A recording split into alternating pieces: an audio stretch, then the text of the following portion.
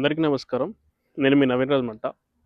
ఊరికి పట్టుకొమ్మల్లాంటి కుంటలు ఈరోజు ఎలా అయిపోయాయంటే, ఈ వర్షాకాలంలో వచ్చే వరద ఏదైతే ఉందో, ఆ వరద నుంచి వచ్చే వరదతో పాటు కొద్దిగా మన్ననేది మన ఎత్తు ప్రాంతాల నుంచి వస్తుందండి. ఎత్తు ప్రాంతాల నుంచి ఆ మన్నొచ్చినప్పుడు అదే కుంటల్లో ఆ నీటి ప్రవాహంతో పాటు ఆ మన్నొచ్చి ఒక లేయర్‌లాగా ఫార్మ్ అయిపోతుంది పైన పైన పైన పొరలాగా.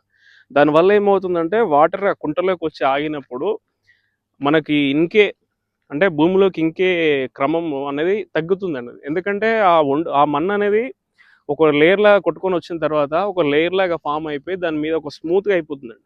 దానివల్ల ఏమవుతుందంటే వాటర్ అనేది మన కిందకి భూమిలో ఇంపడానికి చాలా ఇబ్బంది అవుతుంది.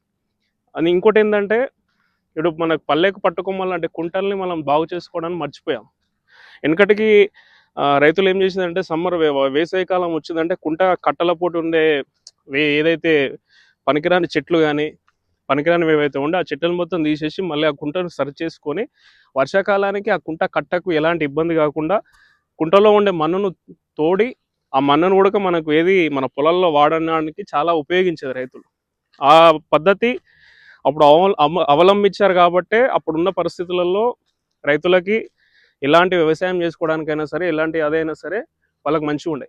ఇప్పుడు ఏదైతే మనం ఇది చేస్తున్నామో ఇప్పుడు కుంటల పరిస్థితి అనేది ఇలా అయిపోయిందండి. చూడండి, మొత్తం కుంటలు అది ఏదైతే నీరు కొట్టుకొచ్చిన నీరు మొత్తం నీరుతో పాటు మన్ను అనేది ఒక లేయర్ లాగా ఫామ్ అయిపోయి కుంటలు ఎలా అయిపోయాయి ఒకసారి చూడండి.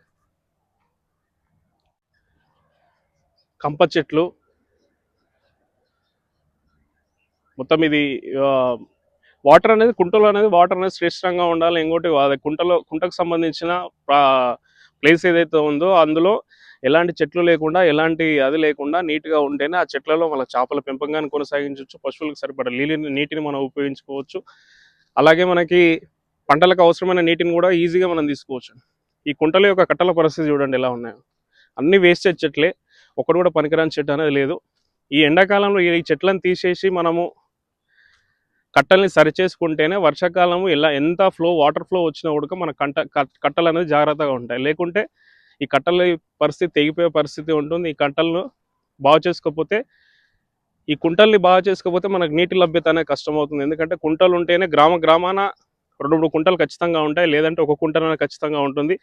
ఆ కుంటల్ని మనం ఎట్టి పరిస్థితుల్లో సరి చేసుకుంటే భూగర్భ జలాలు అనేది పెరగడానికి అవకాశం ఉంటుంది.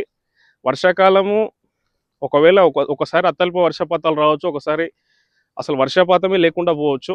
అలాంటప్పుడు మనకేమవుతుందంటే ఈ యొక్క కుంటల నుంచి వచ్చిన వాటరు భూమిలోకి ఇంకడం వల్ల అది మనకు భూగర్భ జలాలు పెంచడానికి ఉపయోగపడుతుంది. మన వ్యవసాయానికి సుస్థిరమైన నీటి సరఫరా అనేది మనకు దొరుకుతుందండి.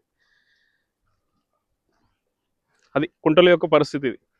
కుంటల బాగు అనేది మనకు అవసరము, భావి తరాలకనే కాదు ఇప్పుడున్న తరాన్ని కూడా వ్యవసాయం చేసుకోవడానికి మేజర్ పార్ట్ ఏదైనా ఉందంటే కుంటలు. ఆ కుంటలు బాగు చేసుకుంటే, ఎందుకంటే ఊర్లలో ఎక్కడ చూసినా కాంక్రీట్ మయమైపోయింది. ఎక్కడ కూడా ఏ ఇంటి ముందల్లో కూడా ఎక్కడ చూసినా కూడా కాంక్రీట్ మయమైపోయింది. కాబట్టి ఉన్న ఒక కుంటల్ని మనం ఉపయోగించుకొని వాటర్ని మనం ఎలాగైతే భూమిలోకి ఇంకే విధంగా మనం చేసుకుంటామో అది మనకు ప్లస్ పాయింట్ అవుతుంది.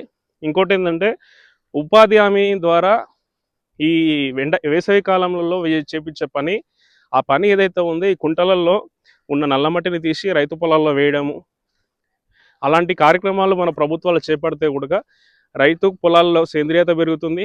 ఇంకోటి కుంటలలో ఈ పేరుకుపోయిన మట్టిని మనం తీయగలుగుతాం. దానివల్ల కుంటలు బాగుపడతాయి, రైతు పొలాలు కూడా సేంద్రియ కర్బన శాతాలు పెరుగుతాయి. దానివల్ల రైతు శ్రేష్టంగా ఉంటాడు, రైతు శ్రేయస్సు బాగుపడుతుంది, కుంటల యొక్క బాగు కూడా బాగుపడుతుంది.